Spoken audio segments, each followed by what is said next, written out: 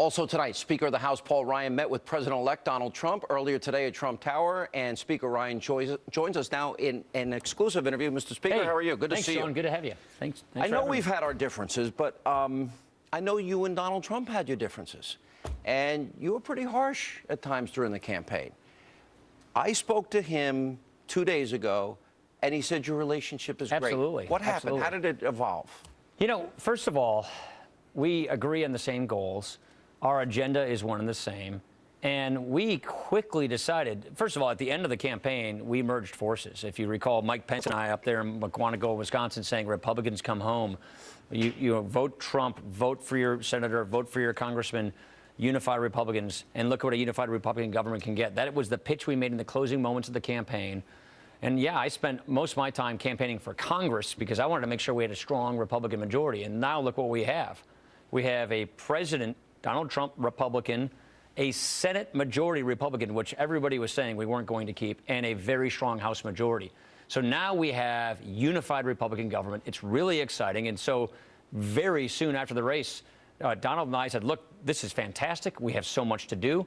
Let's forget about, any differences in the past, and let's go get working on this agenda. And that's exactly what we've been doing from that day on. I know there is still anger among Trump supporters and the Trump base.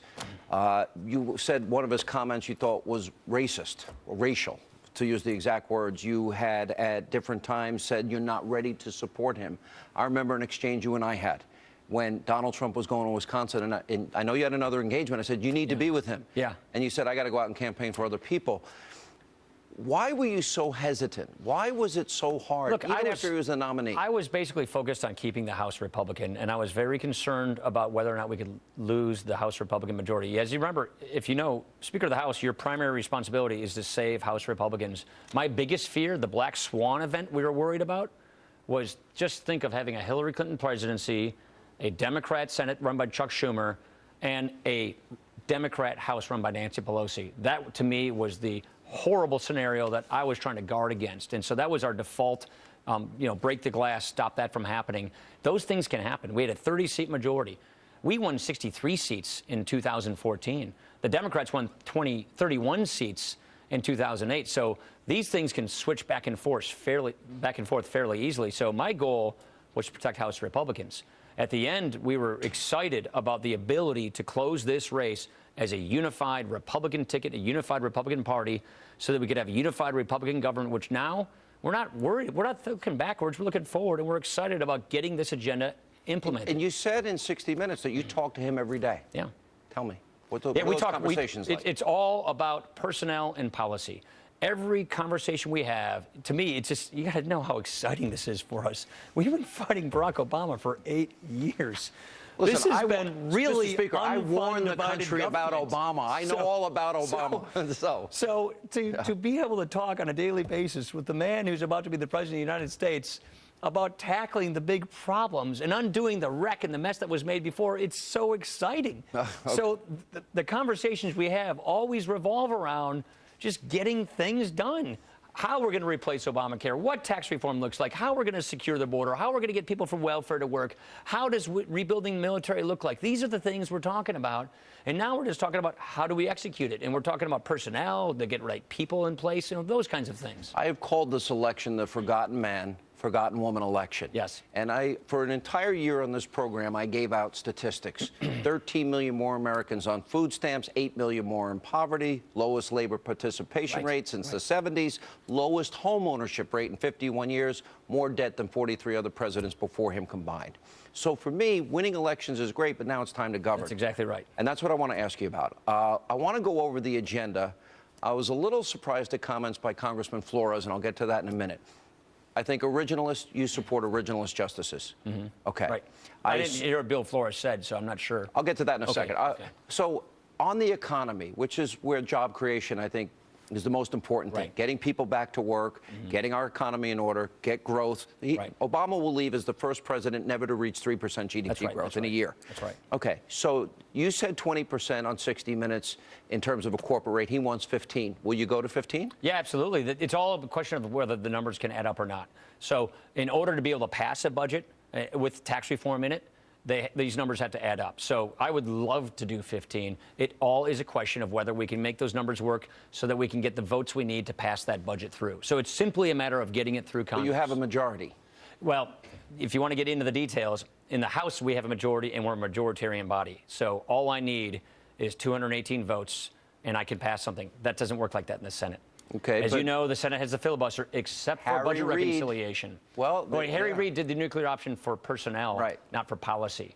There's one bill, we call it budget reconciliation, and that cannot be filibustered. But that's how they passed Obamacare. No, it isn't. They passed Obamacare. They passed Obamacare with 60 votes, and they did this side bill to add to Obamacare with some spending and taxes. Well, that was the reconciliation That's part right. that they but it used. was, they called it the sidecar. I got it. But here's the point. For you to be able to use reconciliation to not have a filibuster, it has to be deficit neutral. And so we have to have deficit neutral tax reform. And that's why when I say 20 to 15, 20% we know is deficit neutral. Yeah, 20% gets us there.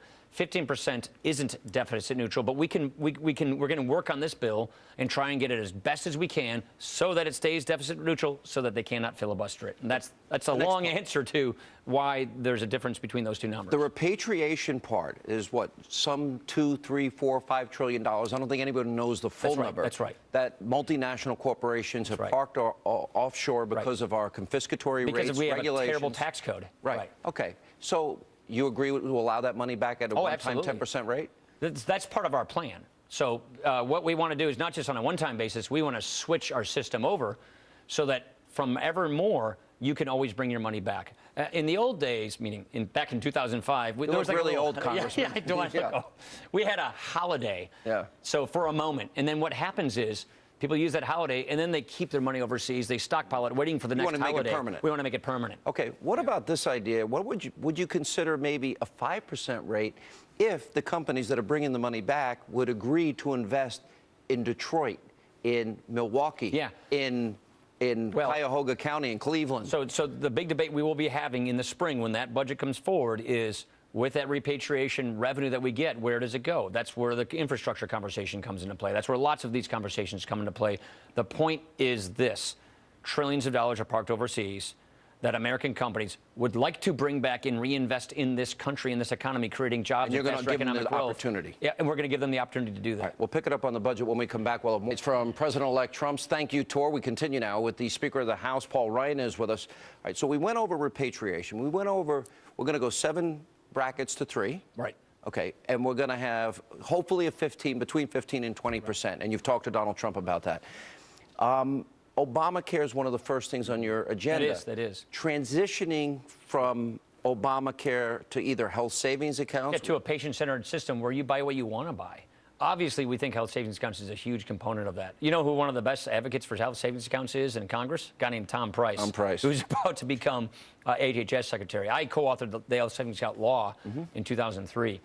So we want to give people options and choices. We want competition and choice, which drives down prices and increases people's ability to buy what they want to buy.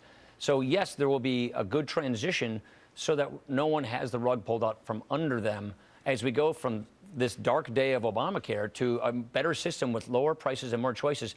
Here's the point we keep trying to make to people. It's getting worse with Obamacare. It is, and we see the prices going up. We see more and more carriers dropping out. The biggest health insurance company in America, United, pulled out. Aetna pulled out. Double-digit premium increases. They're making the deductibles so high, it's not even like you have insurance in the first place.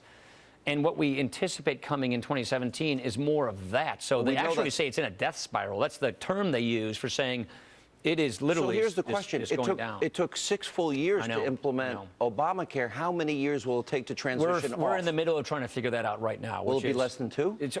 We're trying to figure that out. I hate sticking numbers on these things because we're trying to figure this out. Tom Price isn't even at HHS yet. So the Trump government isn't even stood up yet. So those people who will be integral in making this work and be successful aren't even in those positions yet. That's why what we want to do is bring relief immediately. We're going to work on our repeal legislation immediately. And then we have to make sure that there's that good transition period so that people don't have the rug pulled out from under them, and then we can bring relief as quickly as possible.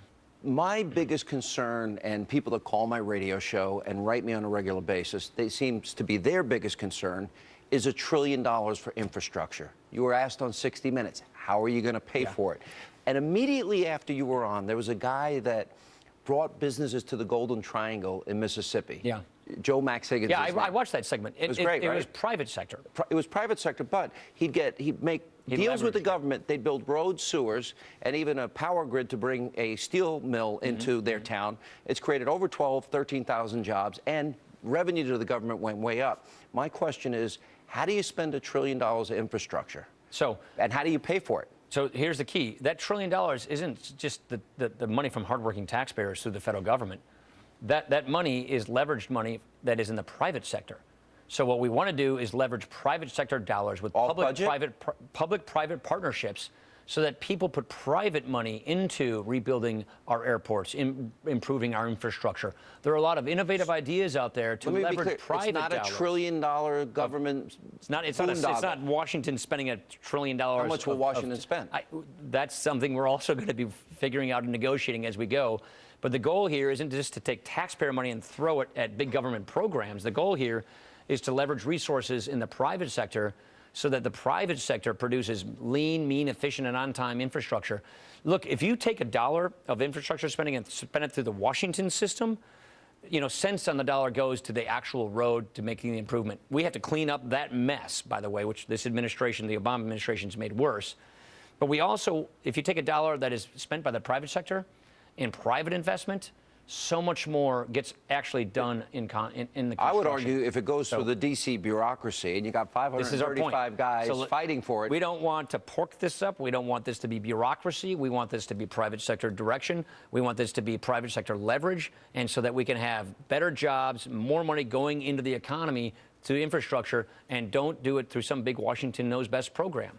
Why do I believe that America more than ever, especially I would argue that OPEC, Saudi Arabia, the Middle East, purposefully manipulated the price of energy to drive out of business some of these fracking companies and others. How quickly will you put on the agenda America, energy independence? How fast? Day one. So this is what we're working with the transition team on. So I think there's a very legitimate point you're making there, which was the American energy renaissance that could be there for us, but for our government, was threatening to OPEC and threatening to other energy producers. We are sitting on a store of oil and gas that is tremendous. America, this country can be the dominant producer in the world. Think of what that does for jobs. Think of what that does for our prices, for heating our homes and every car could be driven on gas. Our industrial parks and electricity and you name it. Cars can be. And think what it does for our foreign policy. Yeah, we're not dependent. Selling Europe our gas instead of having to buy it from Russia. So it's fantastic for foreign policy, for jobs, for everything, but for our government. So what we're working with the transition team is, what can they do immediately on day one to clear this, what we call regulatory underbrush, to clear all the barriers that the Obama administration put up? Wipe them out. Get rid of them. Get rid of them. And then what do we need to do when they get better people in place in the administrative branch to clean up regulations that they couldn't through sort of executive orders and the rest? And then what do we need to do legislatively to deal with these barriers? So we're working hand in glove with the transition team as to what is it they can do administratively, what is it we need to do. This is a day one project starting right away to get this energy renaissance underway. All right, when we come back, I want to talk about Congressman Flores' comments. I want to talk about vetting, immigration, some areas where you may have disagreement with the president-elect. When we come back with Speaker of the House, Paul Ryan. All right, so Congressman Flores, he recently gave a speech. It seemed like he was kind of speaking with you. Well, let's go for the issues that the House Republicans agree with and Donald Trump agree with, and then we'll deal with the other issues later. Now, I would argue that you might have some disagreement on immigration or extreme vetting. Do you? Actually, we don't. We've talked about this quite a bit. So we're fusing our agendas, and we are working on a common platform of what we're going to do for all of 2017. People say we have a 100-day plan. Actually, we're working on a 200-day plan. So there really isn't any problem here or disagreement here. So you agree on the wall? We're working on getting border funding up and running right away. Criminal aliens gone. Yeah, we agree with that. Has there been a discussion about dreamers? Just so you know, that's enforcing current law. I understand that, yeah.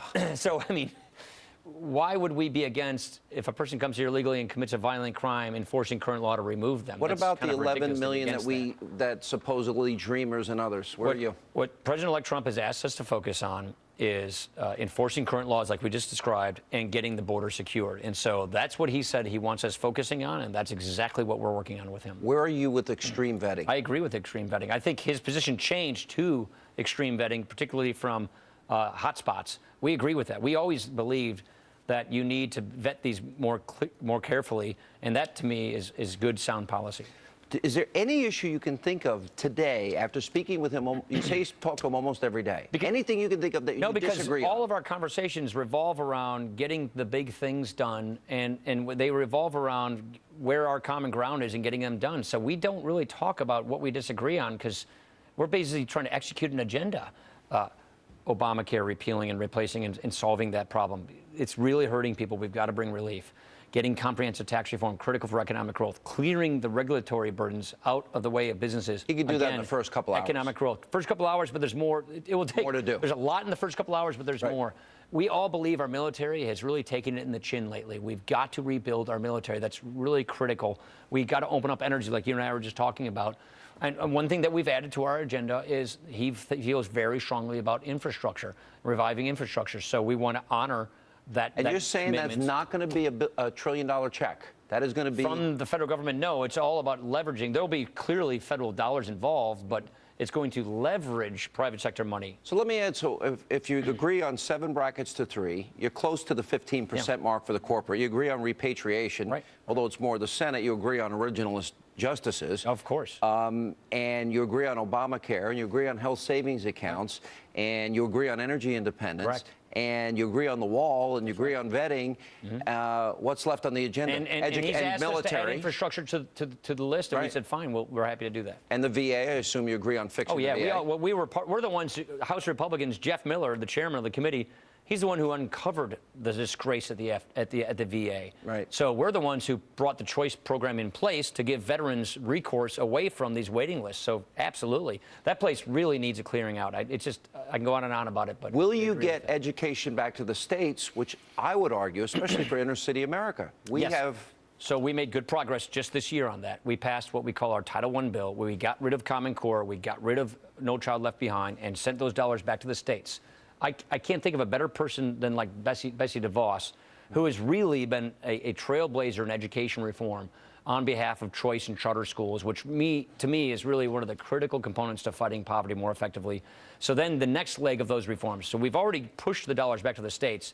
Now we want to encourage innovation like choice and charter to actually take place, because that is how you get people out of the poverty trap that they find themselves in. Is there an opportunity for something like a Grace Commission, the biggest, best, brightest business minds in the country getting together, how to reform government to run more like a business? For example, when we watched, Joe Max Higgins, we just want to get that done and do it. I mean, you got to understand, with Barack Obama there, we have been really frustrated because progressives believe in no limiting principle of government. They just want to grow, grow, grow. Rights don't come from God, they come from government. And this is the philosophy we've been fighting for 8 years. We finally have this great opportunity that's been given to us by the American people to get this country back on track, to relimit our government, to honor the Constitution, to clean this mess up. And that is what we want to get. We don't want to wait for some commission. We just want to get going and doing I'm still a deficit hawk. And I don't, I am as well. This president accumulated more debt by the time he leaves than 43 presidents before him combined. I know this is an aggressive agenda. I'm glad to hear every big agenda item that Donald Trump would explain to me when I interviewed him, you have just now echoed. So the next question is, can you do it without adding to the deficit? Can you get us to a balanced budget? So our spring budget's going to have to address that. Our spring budget, which I've written 8 budgets before when I ran the budget committee, our spring budget is going to have to address the fiscal responsibility issues. That is why we are. But you disagree on entitlements with Donald Trump. I wouldn't say we disagree on entitlements. We actually haven't had a conversation about comprehensive entitlement. But it's a big part. I think it's been a part of every budget I've ever written. Yeah. To me, but more importantly, these entitlement programs are going bankrupt and will jeopardize the people who depend on them. So we have to shore these programs up by reforming them and making them more solvent. And the good news about this is, if you do something soon, you don't even have to change or affect the benefits of anyone in or near retirement. Economic growth, it's for those of us who are younger that won't have a program for us. Speak for yourself. I want my Social Security money. I want every penny I put in. I ask you your age. I'm young. Don't worry. I'm really there. Newt Gingrich did balance a budget. along with Bill Clinton. Yeah. You've gotten there. We have. The fiscal pressures were different then. They mostly cut what we call discretionary spending, just government agency budgets. We did that too. So But they also reduced the rate of growth for Medicare. That's right. So that was what that did. That was a part of that. But now the entitlement programs have taken so much more of the budget. They're on autopilot. Those have to be addressed. Penny plan, you've never really been a big supporter. Yeah, because it cuts Social Security for current seniors. It cuts Medicare for current seniors. A penny a year. It actually works. Every dollar. The way that the math works is those programs are growing about 6% a year. You reduce the rate of growth to 3%. No. If you to make those numbers work, you have to actually cut 1%. So that's about a 7% cut. So the point I'm saying is, we believe we can fix these problems without jeopardizing the commitments made to current seniors who retired. They organized their lives around these programs. It's a commitment that needs to be kept. Last question. But those of us who are younger, we think if we make these programs better, more choice, more competition, reform it, then you can guarantee these benefits are there for seniors. I do think something has to be done. The numbers the next generation. are what they are. Right. And we don't have a big non-discretionary spending budget when you really look at it. We do have a big non-discretionary spending. I'm sorry, you don't have a big discretionary spending. Sorry. So since the day we took over from Nancy Pelosi, we cut $899 billion out of discretionary spending by having a Republican Congress. But we still have 10 more trillion in debt, and then we got 120 trillion in unfunded liability. We got a long ways to go. You know, do you think it's a time? Do we get rid of baseline budgeting altogether? Oh, I've always believed that. And does it happen Louis now? Gohmert and Rob Woodall, two congressmen, a guy from Texas, a guy from Georgia. I brought these bills to the Budget Committee when I was chairman. Are the guys who authored the zero baseline budgeting bill. I'm a big believer in that because it's just built-in inflation increases, automatic spending increases. So before you even get to debating whether you spend more or less money on a program, it's already built in that you're spending more. I think that I agree with that, and I think that that's something, now that we have a Republican president, I think this would be a fantastic reform to bring through. You ran with Mitt Romney in 2012. You've heard everything Mitt Romney said about Trump. Racist, misogynist, huckster, fraud. Went all in on helping Admiral Mullins. Now it seems like Donald Trump. No, Evan Mullins, not I'm Admiral Mullins. sorry, Admiral Mullins. Evan Mullins. I like Admiral Mullins, I know. Okay, but he said all these huckster fraud, doesn't have the temperament to be president. Now they're meeting every other day. A lot of Trump supporters are like, what is he doing? You know, are you surprised that Mitt Romney, I'm impressed. your running mate, went this far? The past is behind us. I don't think there's a point of that was relitigating harsh. this stuff. That was cold. Yeah, well, as Donald said, he punched him pretty hard first too. So, but look, let's the playground talk. Let's get rid of it. I'm impressed. This is Washington D.C. No, I know. If you want a friend, get a dog. Yeah, exactly. I'm impressed with how Donald Trump handles himself. I'm impressed with how magnanimous he is. I'm impressed with just his demeanor, his temperament. What I'm really impressed with is the cabinet that he's putting together. This is a very good cabinet. He is picking very good people for this cabinet. So this is something that has those of us who have been fighting against this liberal progressive big government for a long time really excited. And you didn't think he'd win Wisconsin? No, we did not think he was going to win Wisconsin. So I got to tell you, we're very excited. Now, look, the way I look at it is, why don't we all stop underestimating Donald Trump? I think that'd be a smart thing to do. Last thing I'm going to say, I said this once to President-elect Trump. I said the only thing I care about, and I know I speak for a lot of our viewers and listeners, I want the country saved. That's right. And it's a mess right now. And I think Obama's made it infinitely worse. The most important thing that I think both of you can do, and I say this in as friendly a way as I can, is keep your promises. Yeah. Republicans have broken way too many promises. What I love about the election we just had is we all went out there and ran on ideas. We all ran on specific solutions. What that means is we didn't just run on some vague platitude on some unsuspecting country. We ran on specific ideas and specific promises that now we have merged forces and we're working together on a common platform to go deliver them. But the point is, we earned the right to put these solutions in place, and we're given that chance by the country. So we cannot blow this opportunity. And you will be held accountable. We cannot blow this opportunity. Agreed. All right, Mr. Speaker, thank you for keeping your promise to be here. Thank you. Appreciate it.